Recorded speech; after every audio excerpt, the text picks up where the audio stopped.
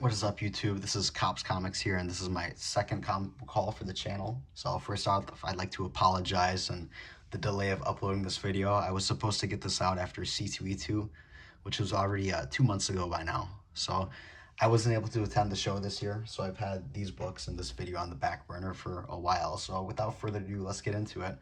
The comics that I'm showing off to you today are from 2 shows and 2 comic shops. So the first 2 that I got for you are from Three Keys Comics in Crete, Illinois.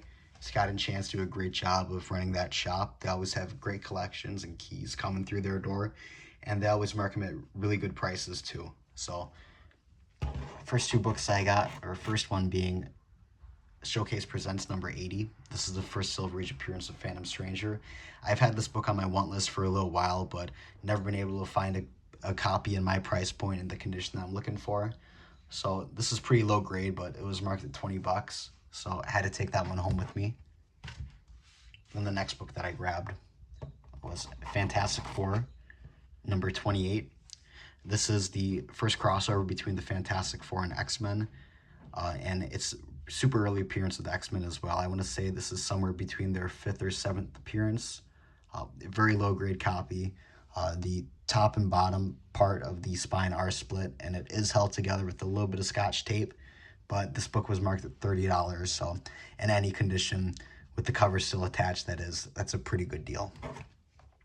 Now moving on to the next stack of books that I picked up.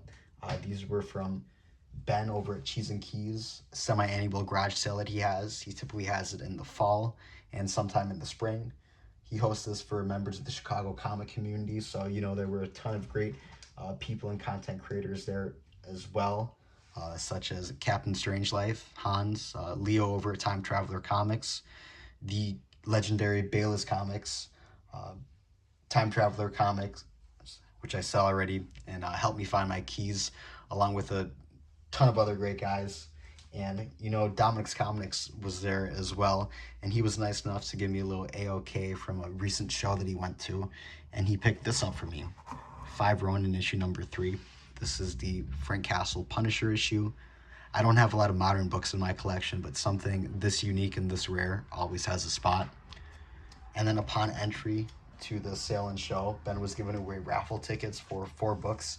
He was dishing out to 4 lucky attendees, and I was lucky enough to get a winning raffle ticket. And the book that I chose to walk away with was Dracula Lives number 9.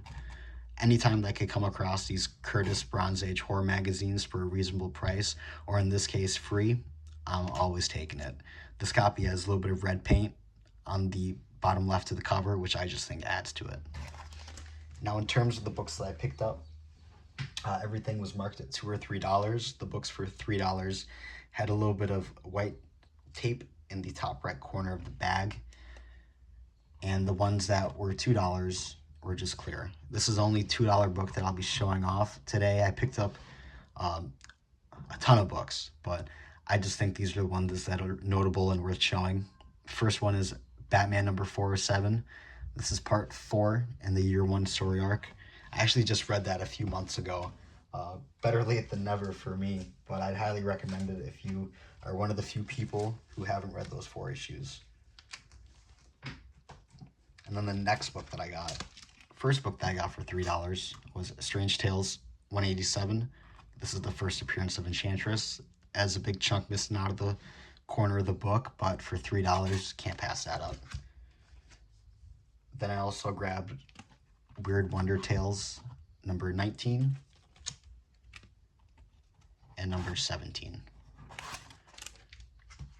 I also grabbed a stack of Our Army at War, including issue 207, 140, 142, 159,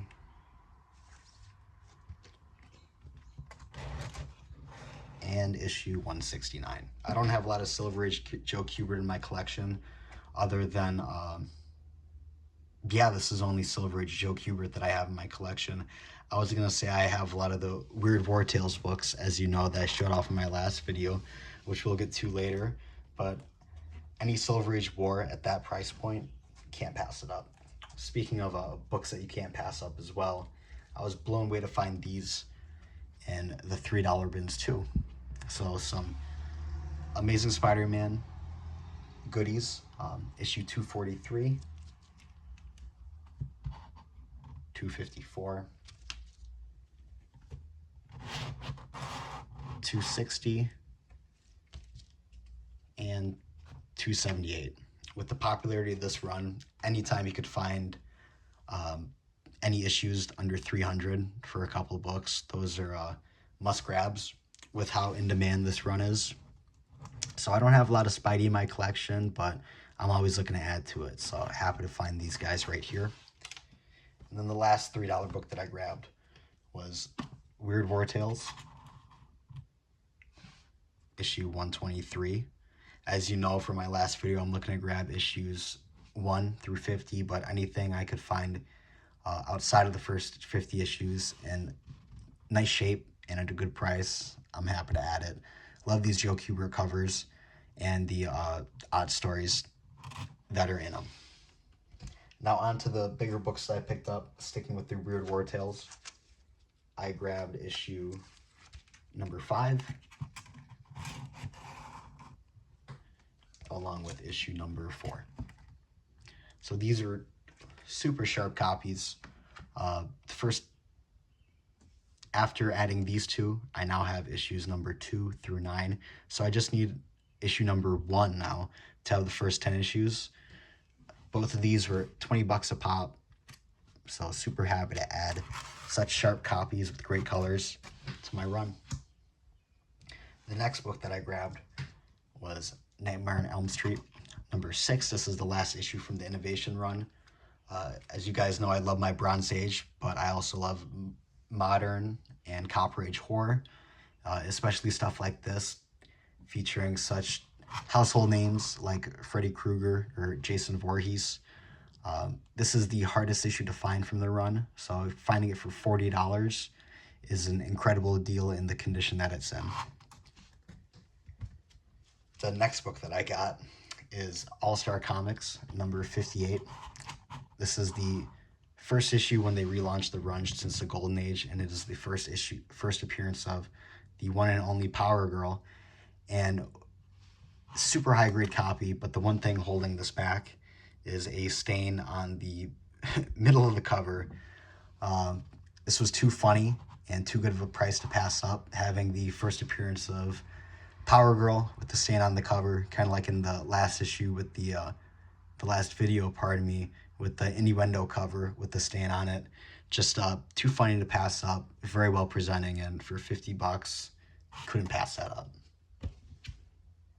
Now the last book that I got from Ben's sale was biggest and best for last, I guess you could say. But I already threw this in the top loader. It is Incredible Hulk, issue number 180. This is the first appearance, the first cameo appearance of the Incredible Hulk. This is a VG copy, and it does have the Marvel stamp inside of it still, and I grabbed this for $220. So spent a little bit of money over at Ben's sale, but there's always good deals to be had, and he's a great dude, so more than happy to splurge when I'm checking out of his inventory. Now the next set of books that I got were from the Windy City Pulp Con in Lombard, Illinois.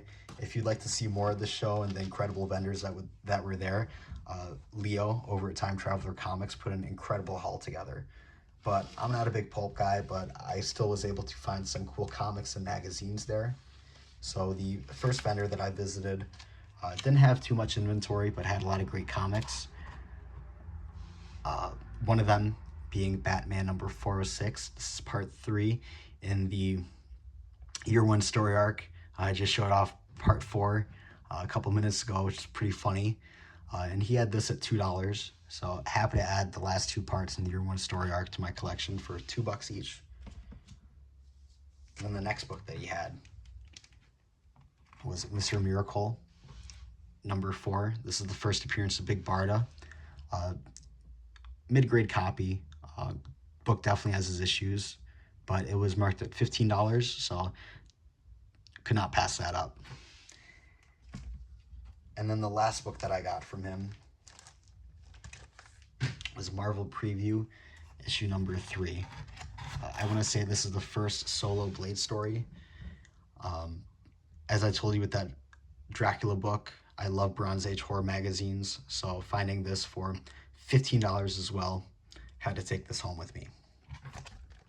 Then the last dealer that I purchased from had nothing but incredible Warren magazines. He had a lot of Vampirella, and he also had a full run of this right here, of Blazing Combat.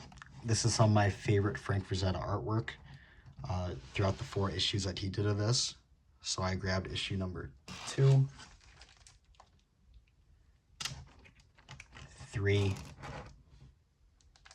and lastly, number 4. There's no number 1 in there. Was not looking to spend that much on a singular book that day, so I was able to walk away with the last 3 issues, which I was still really happy about. And each of these were $20 a pop as well when I bundled 3 of them together. So in this condition, incredible deal in my opinion. I don't see too many of these that often in person at comic shows. One, because they're magazines, so a lot of dealers don't like to lug these around in their inventory. And when I do see them, they're nowhere in that nice of shape. Then the last stack of books I got here was from my LCS that I work at for store credit. So had a couple nice collections come in the shop and came across some cool books that caught my attention. The first one was from a Golden Age and Silver Age collection that had a couple Bronze Age books sprinkled in it. It was a lot of kids books, not a lot of hero stuff. But the first one that I grabbed was Archie, number 96. This is only the second Archie book that I have in my collection, but the cover was just too funny, and the dialogue was too funny to pass it up. It's in great shape as well, so don't see too many Archie sports covers, so cool book to grab. And this one was only $5. The next book that I grabbed was, I forgot what issue this is, but I want to say it is Hanna-Barbera Scooby-Doo, Where Are You? Number 8. I guess you can consider this Bronze Age horror. So issue number 1 in the run is extremely expensive, and no matter what condition it's in. And all the other books, I want to say there's 20-something issues, are not easy to come by and pretty pricey as well. So happy to add this one to the collection. And then since I picked up All-Star Comics number 58, I figured I'd grab number 59 to go along with it. Second appearance of Power Girl. Very, very nice copy, probably about a fine or very fine. And this was marked at $5, so I had to add that to go along with the other issue. And then the next book that I grabbed, very low grade, but this will help fill out my Supernatural Thrillers Mummy run, is Supernatural Thrillers number 12. Cover is beat to hell, and it is missing the Marvel value stamp, unfortunately. But for $2, I figured this would do a fine job holding the spot in my collection until I find a higher grade copy. And then the last 2 books that I found, kind of a little bit of a theme to them. We have Twisted Tales, number 2, an incredible Bernie Wrightson cover that's pretty grotesque, with this guy chasing these 2 kids, it looks like, with an axe, with shrunken heads and severed limbs on his belt and tied around him. So I'm looking to complete this run, and I want to say this was the last issue that I was missing. So very excited to find this one for $5. And then sticking with the decapitated heads theme, we have Wolverine number 55.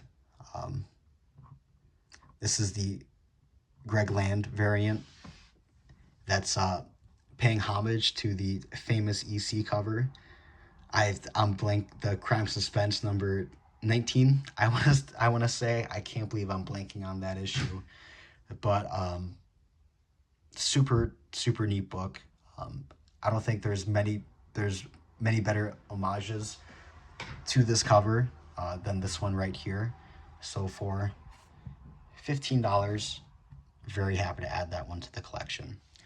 And that is everything that I picked up between March and April. I will be having another haul coming soon to show more books that I picked up throughout April, May, and June so far. So thanks for watching and stay tuned for that one.